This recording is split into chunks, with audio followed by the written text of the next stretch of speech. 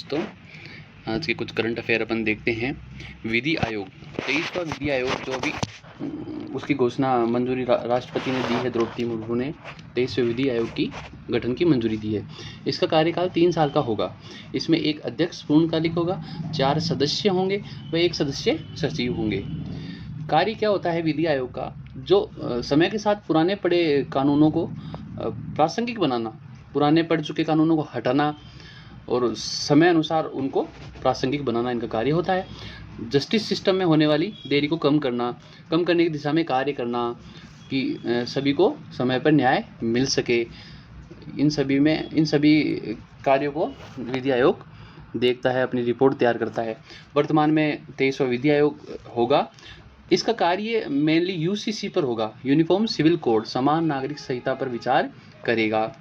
जो पुराने पड़ चुके कानून हैं, ऐसे कानूनों की नीति आयोग ने सूची बनाई है जो विकसित भारत के मार्ग में ऑब्वियसली बाधा डालते हैं और उन कानूनों को सरल रूप में करना चाहिए, जो विधि आयोग का कार्य है। नीति आयोग ने एक रिपोर्ट के अनुसार कहा है, ये अपन मेंस में कहीं काम में ले सकते हैं, कि एक कंपनी को औसतन 1536 एक्ट और लगभग 70,000 नियमों का अनुपालन करना होता है। खूब सारे टैक्सेशन है, वो अभी सरलीकृत नहीं है। ये सबसे बड़ी चुनौती है कंपनी को खोलना, कंपनी को बंद करना, इन सब में बहुत बड़ी चुनौतियां हैं। इन सब का सरलीकरण विधि आयोग के द्वारा अपनी रिपोर्ट में बताया जाएगा। कार्यकाल 23वें विधि आयोग का होगा 1 सितंबर 2024 से 3 साल के लिए 31 अगस्त 2027 तक। द्रौपदी मुर्मू द्वारा इस गठन की मंजूरी दी गई है। अब जो यूनिफॉर्म सिविल कोड का नाम आया, तो अपन देखते हैं कि आर्टिकल 44 भाग 4 संविधान के भाग 4 नीति निर्देशक तत्व में अनुच्छेद 44 जो उदार बौद्धिक प्रवृत्ति का है, मतलब एक बौद्धिक प्रकृति का आर्टिकल है। इसमें समान नागरिक संहिता के बारे में बताया गया है।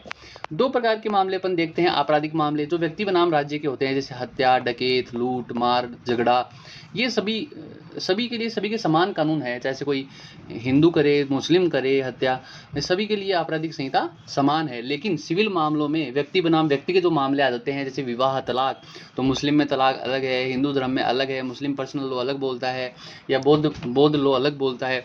तो ये सब में अलग अलग है। विवाह, तलाक, वसीयत, संपत्ति के अधिकार, ये सभी के समान नहीं है। और यूनिफॉर्म सिविल कोड का कार्य है कि इन सिविल मामलों को सभी के लिए समान करना है। समान नागरिक संहिता की अपने को परिभाषा पूछे मेंस में, तो वह संहिता मतलब वह कोड को संहिता बोलते हैं, जो समस्त देश में लोगों हेतु एक समान कानून की वकालत करती है। आपराधिक कानून ऑलरेडी एक समान है और सिविल कानून भी एक समान हो, चाहे किसी भी धर्म से संबंधित हो। सभी धार्मिक समुदाय हेतु विवाह, तलाक, संपत्ति संबंधी कानूनों में एक रूपता स्थापित करने का प्रावधान करती है। गोवा में यूसीसी लागू हो चुका है। अब इसके पक्ष और विपक्ष में अपन तर्क देखते हैं। तो यूसीसी अपन लागू करें, इसके पक्ष में क्या क्या तर्क है? पक्ष में तर्क एक तो ये है कि संविधान में मूल अधिकार दिए गए हैं। आर्टिकल 14 जैसे कानूनों के समक्ष समानता का अधिकार है। आर्टिकल 15 जैसे धर्म, जाति, लिंग के आधार पर भेदभाव का निषेध बताया गया है।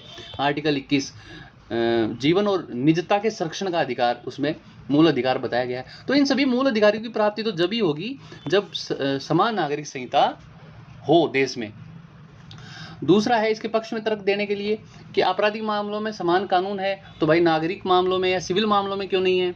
तीसरा तर्क ये है कि महिलाओं के अधिकारों का लगातार हनन हो रहा है। कभी उनको मंदिर में प्रवेश नहीं दिया जाता, कभी 3 तलाक के मामले हैं, कभी शादी विवाह, इन सभी के मामले, ये सिविल मामले हैं, ये सभी समान नहीं है, तो उनके अधिकारों का हनन हो रहा है।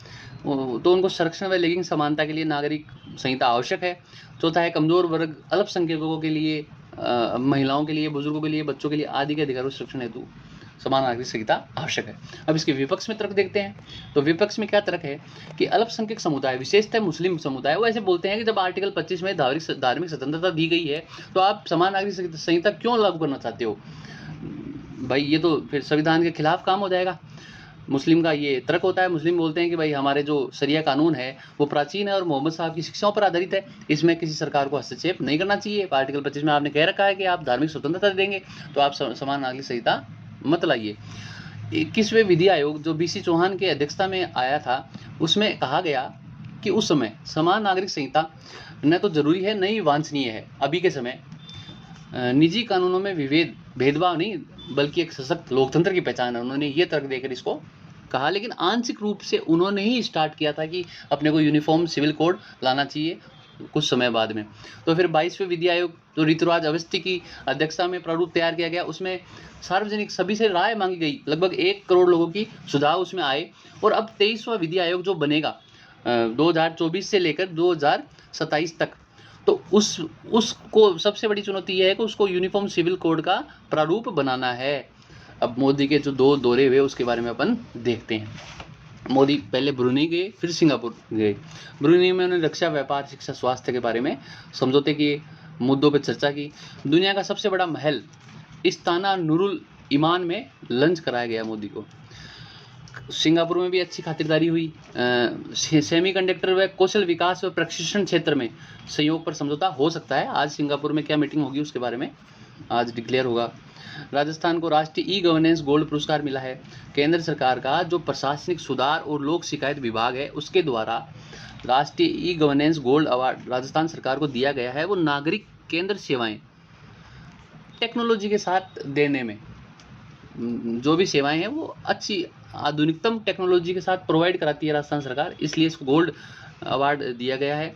ये सिलिकोसिस रोग को लेकर था कि उसमें सिलिकोसिस रोग में जो पीड़ित हैं उनको दवाइयाँ सभी टेक्नोलॉजी के एप्लीकेशन के द्वारा समयबद्ध पहुंचाई जा रही है। समीर शर्मा ने ये अवार्ड लिया। राजस्थान के राज्यपाल हरिभाऊ बागड़े है, सिक्किम के राज्यपाल ओम प्रकाश माथुर है। ये दोनों की मीटिंग हुई थी इसलिए लिखा है, कुछ फैक्ट है। चक्रवात असना, ये अरब सागर में बना उष्णकटिबंधीय चक्रवात है। गुजरात के आसपास के क्षेत्र को प्रभावित किया इसने। अरब सागर में बना है तो वहाँ से उठकर गुजरात के आसपास के क्षेत्र को प्रभावित किया है। इसका नामकरण पाकिस्तान द्वारा दिया गया है और इसका अर्थ है प्रशंसा योग्य है। एग्रीशोर फंड, एग्रीशोर फंड भारत सरकार द्वारा ये फंड का विकास किया गया है। कृषि से जुड़े हुए स्टार्टअप, नए स्टार्टअप्स को सहायता देने हेतु। दूसरा काम है ग्रामीण स्टार्टअप को इस फंड में मजबूत किया जाएगा, मदद दी जाएगी। मतलब कृषि से रिलेटेड जो भी स्टार्टअप हैं, जो भी नए उद्यम हैं, उनको इस फंड से वित्तीय सहायता दी जाएगी। 5 सितंबर आज डेट है, तो पता है भारत में राष्ट्रीय शिक्षक दिवस के रूप में मनाया जाता है। ये सर्वपल्ली राधाकृष्णन के जन्मदिन पर शिक्षक दिवस के रूप में मनाया जाता है। भारत के पहले उपराष्ट्रपति थे और दूसरे राष्ट्रपति डॉक्टर सर्वपल्ली राधाकृष्णन बने। अब जो उपराष्ट्रपति थे ये 1952 से 62 तक 10 वर्ष तक इनका कार्यकाल रहा। अभी प्रेजेंट टाइम में 14वें उपराष्ट्रपति हैं जगदीप धनखड़। ये कुछ फैक्चुअल क्वेश्चन आता है, इंपॉर्टेंट भी है, इसको रट लेना कि वाइस प्रेसिडेंट ऐसे जो बाद में राष्ट्रपति बने उनके नाम लिखो। ये 6 हैं, doctor Radhakrishnan, Sarvepalli Radhakrishnan, Zakir Hussain, V Giri, R Venkataraman, Shankar Dayal Sharma और KR नारायण। वे उपराष्ट्रपति जो कार्यवाहक राष्ट्रपति बने BD जट्टी और M हिदायतुल्ला, ये कार्यवाहक प्रेसिडेंट बने। कुछ फैक्चुअल था। आज बिशलपुर बांध के बारे में है कि बिशलपुर बांध में पानी की आवक बढ़ी है। तो अपन देखते हैं कि टोंक में बनास नदी पर बना हुआ बिशलपुर बांध है। राजस्थान की सबसे बड़ी पेयजल परियोजना है। राजस्थान का सबसे बड़ा कंक्रीट बांध है, मतलब इसको व्यवस्थित बनाया गया है RCC कंक्रीट से आदि से। कंजर्वेशन रिजर्व भी है, बिशलपुर कंजर्वेशन रिजर्व उसका नाम है। नदी जोड़ो परियोजना के तहत बिशलपुर बांध को चंबल नदी से जोड़ा जाएगा। ये अमृत क्रांति कहलाती है। नदी जोड़ो परियोजना कौन सी क्रांति पूछ ले तो अमृत क्रांति। बिशलपुर के अतिरिक्त जल को ईसरदा बांध कहाँ है, सवाई माधोपुर में, वो भी बनास नदी पर ही है। तो बिशलपुर में अगर पानी ज़्यादा हो जाएगा तो उसको ईसरदा बांध में छोड़ दिया जाएगा। बिशलपुर बांध पर रंगीन मछलियों का प्रजनन केंद्र है। जब अपन बिशलपुर जाते हैं तो रोड पे इसका केंद्र बना हुआ है। अब अपन आगे की ओर देखते हैं। सुकड़ी नदी की आज चर्चा थी, उसमें भी पानी की आवक बढ़ी है। तो ये उसका उद्गम पाली से होता है। लूनी की सहायक नदी है। बांकली बांध जालोर में सुकड़ी नदी पर है। ये इंपॉर्टेंट है, कभी कभी याद रहता नहीं है। लूनी की अन्य सहायक नदियाँ जैसे अपन याद कर ले, 3 बहनें हैं, सुकी, बांडी, खारी, जो जवाई से मिली। सुकी, बांडी, खारी जो जवाई से मिली, प्लस गुइया, एक नाम और गुइया। तो सुकी मतलब सुकड़ी जो अपने देखा पाली से उद्गम, बांकली बांध जालोर में और लूनी की सहायक, बांडी, खारी, जोजड़ी, जवाई, सागी, मी से मीठड़ी, ली से लीलड़ी और फिर गुइया। तो ये आज के करंट अफेयर थे। धन्यवाद।